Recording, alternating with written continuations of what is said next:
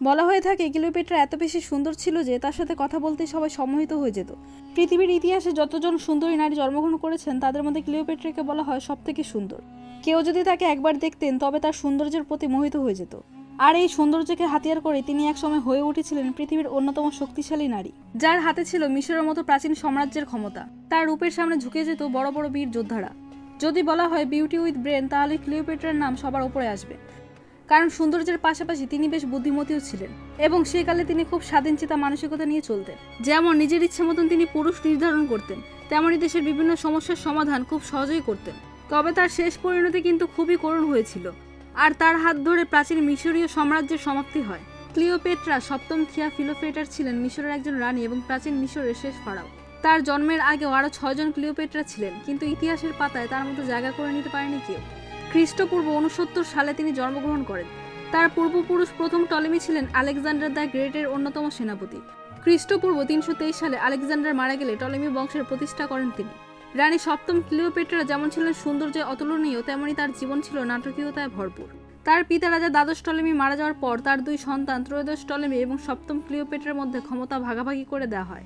তৎকালীন নিয়ম অনুসারে ক্লিওপেট্রা তার ভাই ত্রয়োদশ টলেমিকে বিয়ে করেন এবং একসাথে মিশর শাসন করতে থাকেন। বিয়ের পর ক্লিওপেট্রা ও তার ভাইয়ের মধ্যেকার সম্পর্ক সুখকর ছিল না। তাছাড়া তখনকার মিশরের অবস্থা ছিল বিশৃঙ্খল। টলেমি ষড়যন্ত্র করে ক্লিওপেট্রাকে মিশর থেকে বিতাড়িত করে একাই রাজ্য শাসন করতে থাকেন। ধারণা করা হয় ক্লিওপেট্রা তখন তৎকালীন সিরিয়ায় পালিয়ে যান নিজের জীবন বাঁচানোর জন্য। তিনি সিরিয়ায় গিয়ে সৈন্য জোগাড় করতে থাকেন যাতে হারানো সিংহাসন পুনরুদ্ধার করা যায়। খ্রিস্টপূর্ব 48 সাল গৃহযুদ্ধ শুরু হয় সম্রাট জুলিয়াস সিজার এবং বিদ্রোহী সেনাপতি পম্পয়ের মধ্যে। এই যুদ্ধে বিদ্রোহী সেনাপতি পরাজিত হন আর তিনি মিশরের রাজধানী আলেকজান্দ্রিয়ায় পালিয়ে যান। সিজারও তার বিশাল সেনাবাহিনী নিয়ে মিশর দখলের উদ্দেশ্যে রওনা দেন। মাঝে মিশরের সম্রাট টলেমি সিজারকে বাধা দেন, তবে সিজারের বিশাল সৈন্যের সামনে পরাজিত হন তিনি।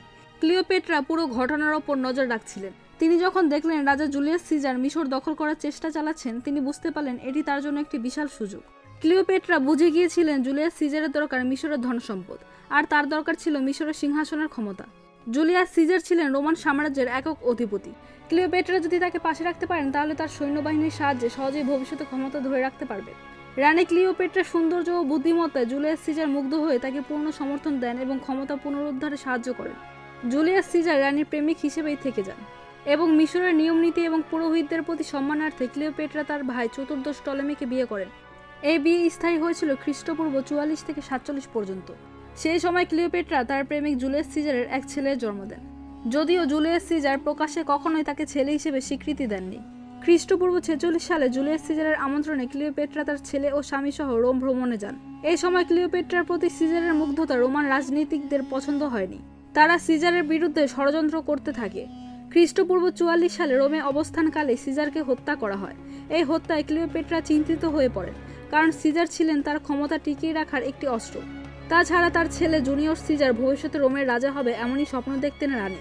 জুলিয়াস সিজারের মৃত্যুর পরও থেমে থাকেনি রানী ক্লিওপেট্রার ক্ষমতার মোহ। সৌন্দর্য দিয়ে ক্ষমতা কুক্ষিগত করার প্রয়াসে আর সিংহাসনে নিজের আসন পাকাপোক্ত করার জন্য তিনি এবার কাজে লাগাতে চাইলেন আরেক রোমান শাসক অ্যান্টনিকে।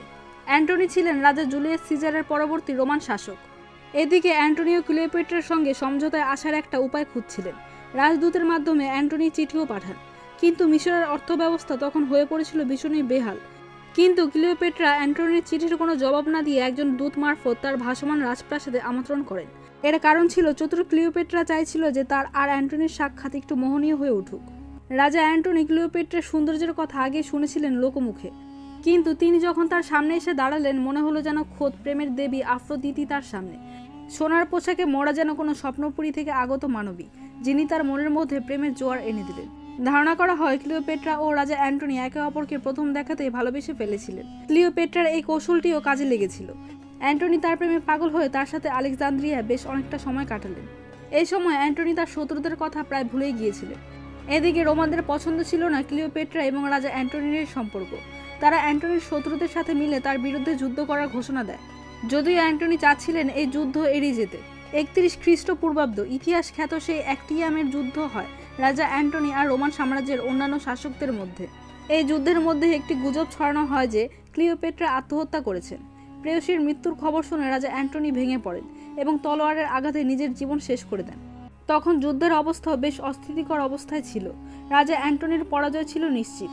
রাজার মৃত্যুর পর যুদ্ধে বিজয়ী হন রোমান সাম্রাজ্যের আরেক অধিপতি অক্টাভিয়ান। ক্লিওপেট্রা পরাজিত হওয়ার আক্ষেপ এবং অ্যান্টনির মৃত্যুতে আত্মহত্যা করতে যান, কিন্তু সেটা হয় না, কারণ অক্টাভিয়ানের সৈন্যরা তাকে পাহারায় রেখেছিল। কিন্তু শেষ রক্ষা আর হলো না। বন্দী ক্লিওপেট্রা বিষাক্ত মিশরীয় গোখরো সাপের কামড়ে আত্মহত্যা করেন। অনেকের মতে ক্লিওপেট্রা আত্মহত্যা করেননি, বরং খুন হয়েছিলেন। ইতিহাসবিদদের মতামত ভিন্ন হলেও একসময় ক্ষমতাধর রানীর যে করুণ পরিণতি হয়েছিল তা আজও রহস্যের মধ্যে লুকিয়ে।